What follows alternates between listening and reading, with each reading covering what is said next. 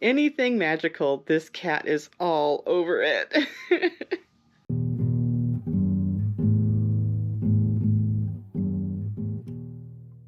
I think it's safe to say that the actual origin of who first turned glass into the sphere that we know as witch balls is kind of just global.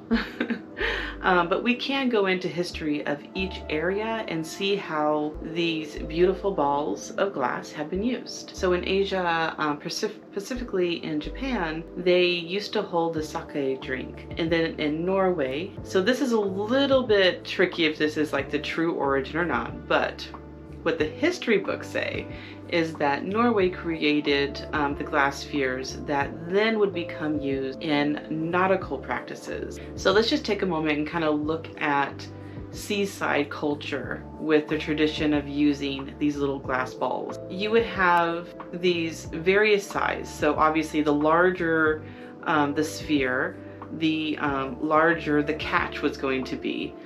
So it could support the nets. The smaller you would have on the smaller casting nets. So you'll see these nautical balls hanging in various fishery areas, towns along the seasides, and they're kind of everywhere. Eventually they would be replaced with plastic or foam, sometimes cork, if there was like a cork resource in the area. But then they became replaced with a fashion look following the Victorian era in your home and your gardens. And then as they evolved, you start having blues and purples and ambers, browns, yellows, or the more expensive one, the cranberry red, of which from my research, the only way to get that deep red is by adding gold in the process of heating the glass and then turning it, which is so interesting to watch the craftsmanship of people that work with glass. They also started to come into the home, particularly after an artist exhibit, and let me look at my notes so I get the name correct. So it was in 1929, H.D., I think it's Richter exhibit called the Silver Witch Ball. Did this person coin witch ball? Probably not. So following the Silver Witches Ball exhibit in the States during the 1930s with the social elite, silver witch balls became kind of a very fashionable decor to have in your home, but also again revived in the garden. And a lot of the witches I know have taken that idea of having the witch's ball in the garden as a way to ward off any negativity in your garden so that all of your herbs and all the things that you're growing maintain a very healthy, connected, grounded energy with the earth. So it's kind of fun to think that we can kind of be witchy and also be very fashionable with our decorations of our witches' balls in our gardens. Another focus, before I get into the witchiness, another focus is how these spheres were also seen in religious establishments, old buildings. They can be tied into like stained glass, how you have bubbles in the glass, because they were used to ward off witches. But basically to ward off any kind of negative energies, evils, whatever the common theme at the moment was that they wanted to stay away. Which does then bring us into witches and how witches adopted these balls into the witchy practice. It's always interesting to find how a lot of places would use things to ward off witches, but then at the same time, witches use those things too. So the Museum of Witchcraft and Magic in Cornwall, England, a place that is on my bucket list that I want to go to, does have an account of, let me get the name right, I'm probably going to say it wrong. Is it Narelli Sharp? I think I said that wrong, but I'll move on. Their grandmother during, I think it was World War II, was a well-known witch who did tea readings, and I think they read the tarot, and so they did a lot of divination. And one of the things that they had in their shop was a witch's ball that was always facing a mirror. And a lot of talk goes into that concept of creating like I don't want to say a vortex or a portal, but it creates like a reflective space. So you have a reflection on a reflection. And so it creates like an energy space within that, between those two objects. The point of having one being the ball is that any negativity that goes in there, it gets stuck in the ball, allowing the mirror, doing mirror magic, to reflect the positive energies. So if you're working with like your guides or ancestors or any of the other energies that are worked with, the idea is that you can easily commune with them through the mirror magic, either through the mirror itself or allowing that mirror to project into that space. So there's lots of different ways that practice is done, and so it's going to vary person to person. But generally that's the idea of it. And what I was reading is that there's a quote from Miss Sharp's grandmother that the ball shall always be hung in sight of the mirror.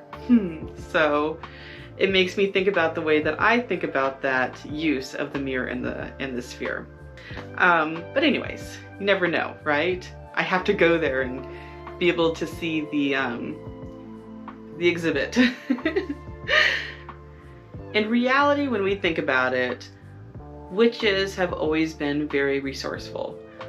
So there's no written history on who was the first to use a glass sphere called a witch's ball. I'm sure there's lots of claims in that, but if we look at history, there's so many different places, and so it's just safe to say that the resourcefulness of witches was the first to use the witch's ball.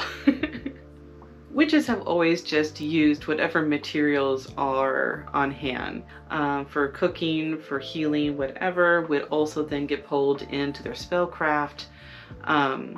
Like it was a full circle of their environment of where they lived.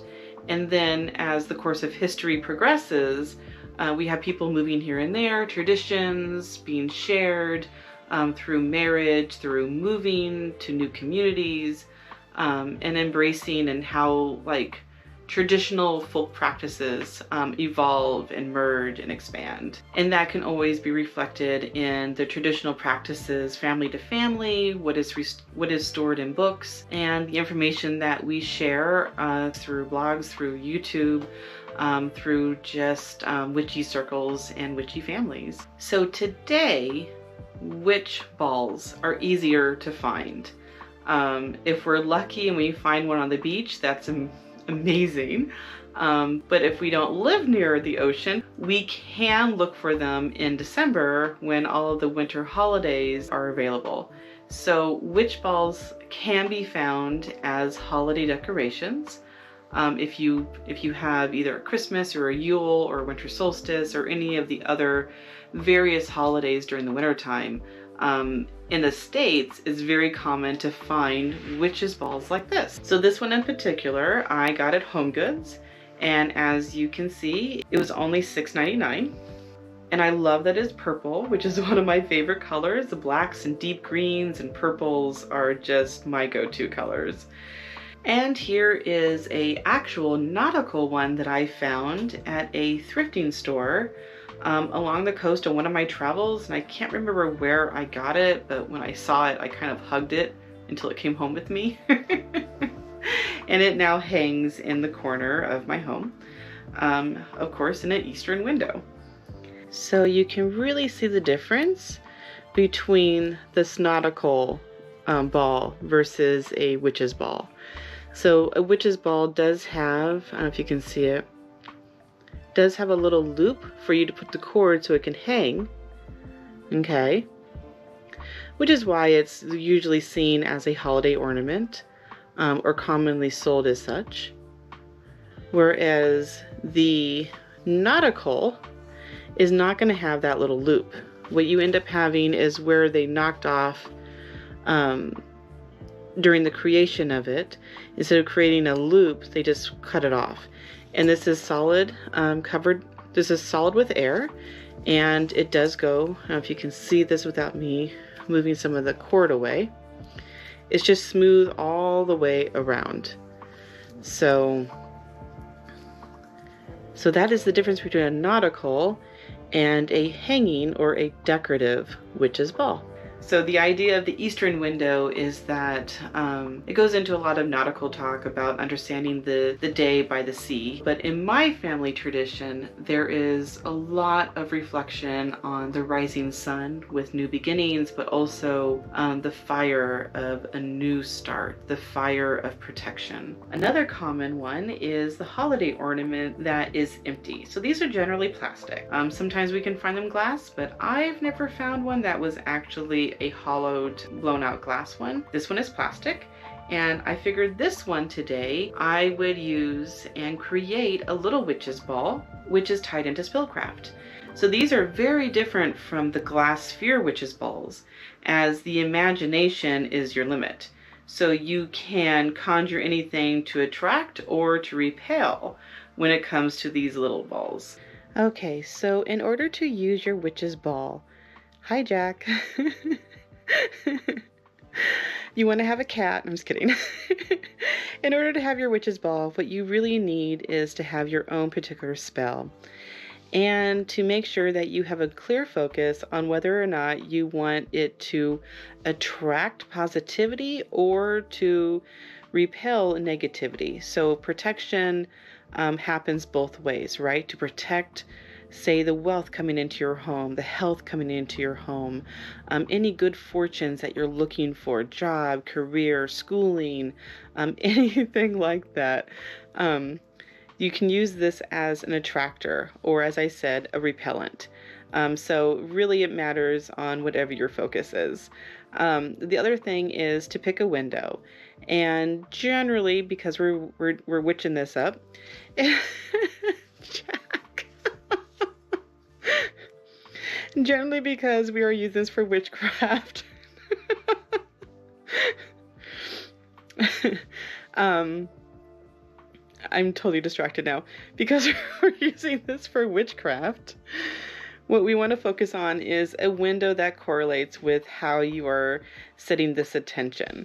So the little loop here, if you can see that little loop up there, is where you're going to hang your twine or ribbon or whatever it is that you are seeking to use. Okay, anything magical, this cat is all over it. All right, so I've chosen for today to use blue ribbon. For me in my own practice, this is a color of home protection. It is connected to indigo of the East Coast, and so I use a lot of blue when it comes to home magics, connecting into some of my family traditions. And then because I am a queer family, I right now am going to go ahead and incorporate a rainbow ribbon as an act of protection. So yeah, so I'm going to add some rainbow ribbon. Okay. So I'm going to put it together. Right, so what I want to do is have the loop, but also, so you're going to want a hanging loop, but also you're going to want to have it attached and have a bow and have it pretty so that it hangs wherever it is that you're going to hang it. So I tend to roll the cord, slide it through.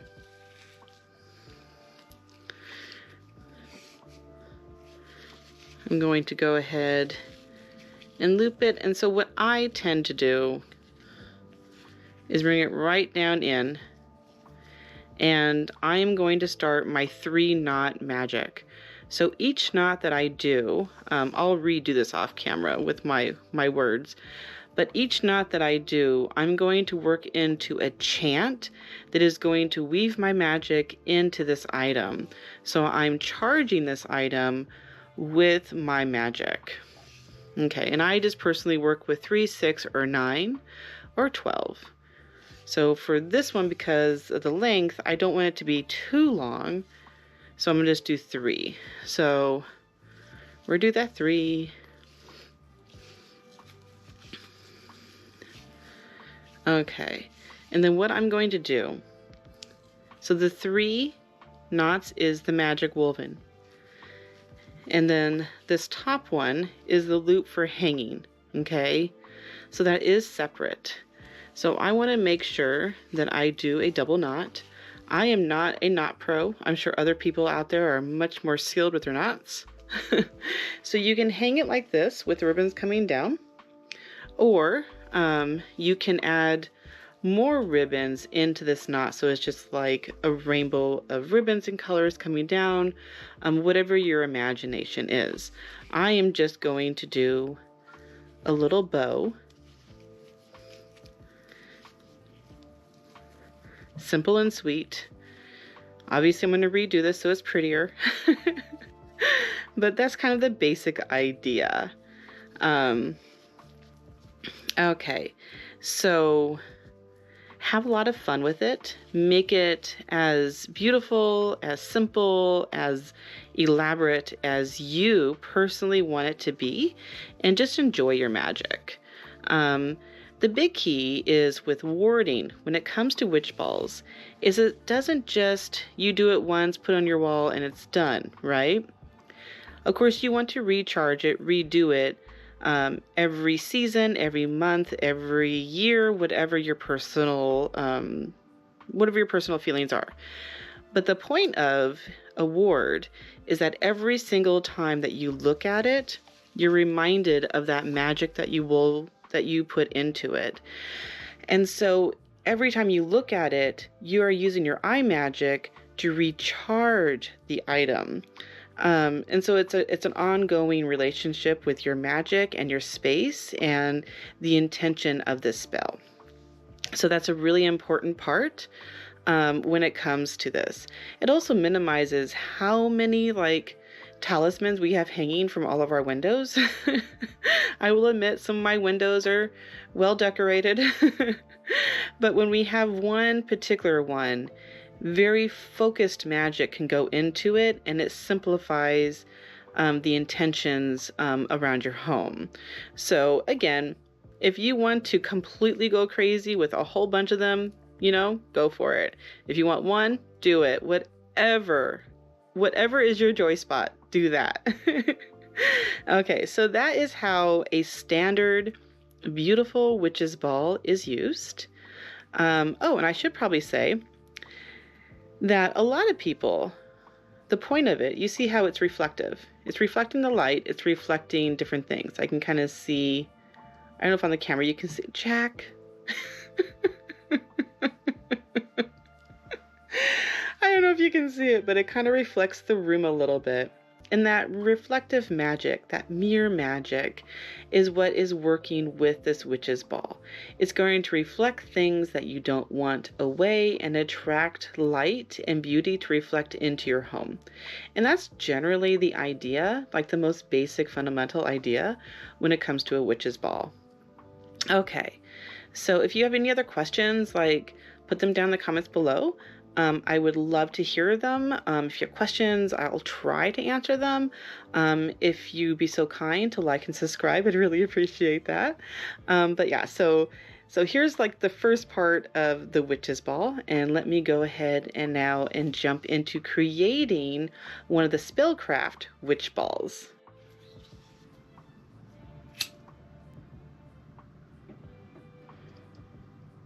So we're going to hold this until the entire ball becomes filled with smoke. So you have fire, you have earth, you have air, you have emotion with your intention. All of that connecting into this incense, going up into the sphere, and it is connecting with your intention on why it is that you're creating this magical item for use in your home. So we wait until it is very well smoky inside there. Okay? So generally I would hold this until the entire incense stick is complete. For this purpose of this video, I'm going to do a small edit so you're not just looking at this. Okay, so you can see that I set it directly down after taking all of the smoke from that incense, and it's now just working its magic in the sphere. So it is up to you how long you want to leave it like this, or during what phase of the day or night, depending on your intention that you are looking to weave. So by night is things hidden, your intentions, getting into some of your inner shadow works maybe. And then day magic would be things that are seen, things that you want illuminated. So there's all different kinds of ways to do this, and what I'm saying here is just like one of the many. So make sure that you have all of your supplies ready to go and that you have already set in your mind the system of which you want to put them in. So it goes with a even flow as you're creating this.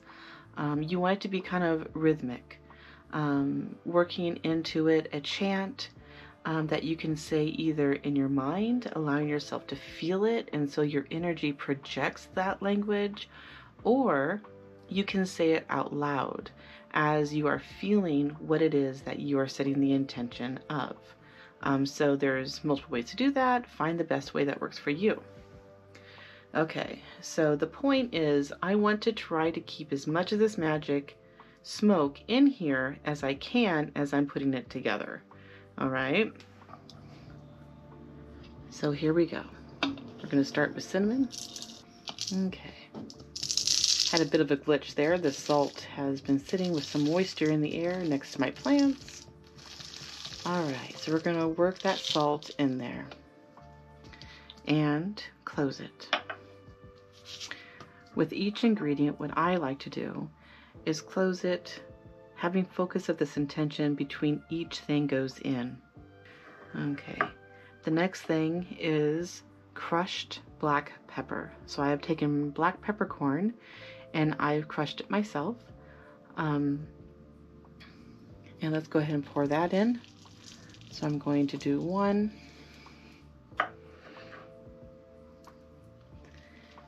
2,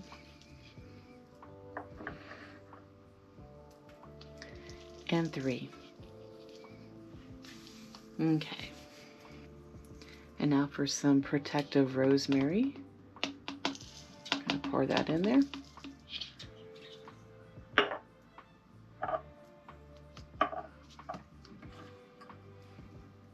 Three cinnamon sticks.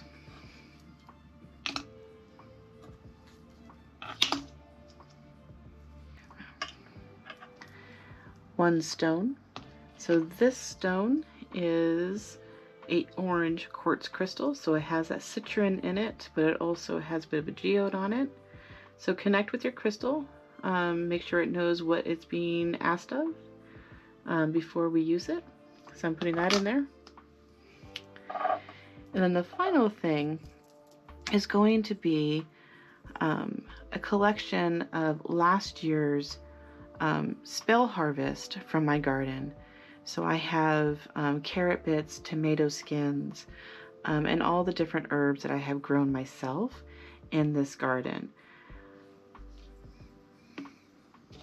Okay, so I'm going to use everything from this one.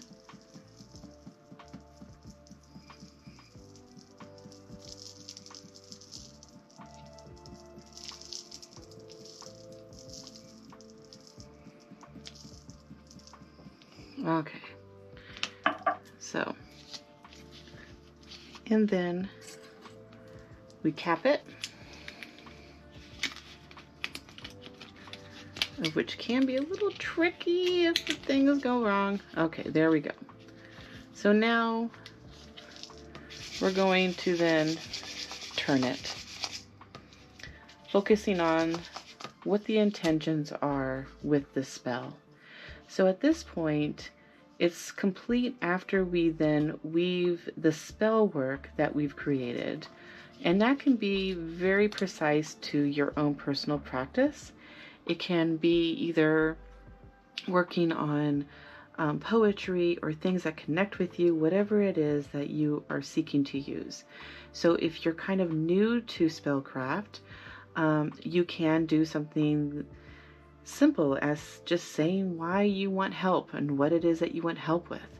The more you get into different things, it will evolve with your own personal experience and your own intentions, and just always be where you are when you are spell weaving.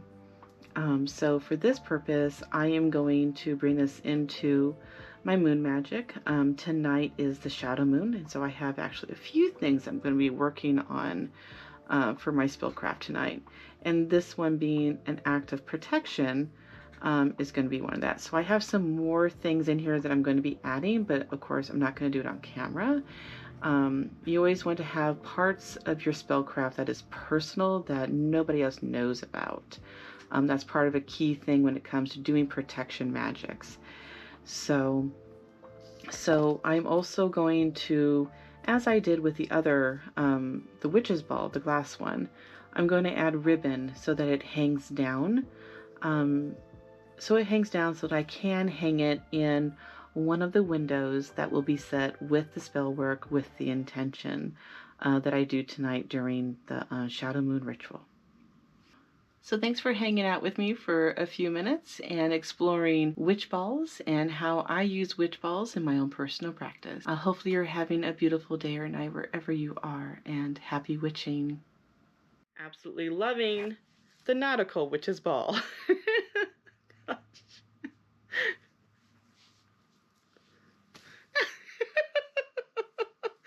What? I need to use this. Are you just adding your own magic? Yeah. What? Thank goodness I have some more. Oh, I'm sorry. Did you hurt yourself? What you got? Can I have this one? No?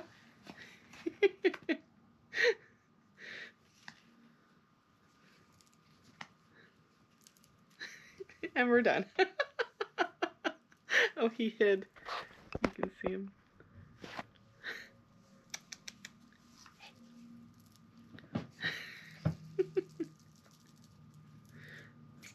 I know, the witch's ball's in your way, isn't it? The nautical ball. Oh.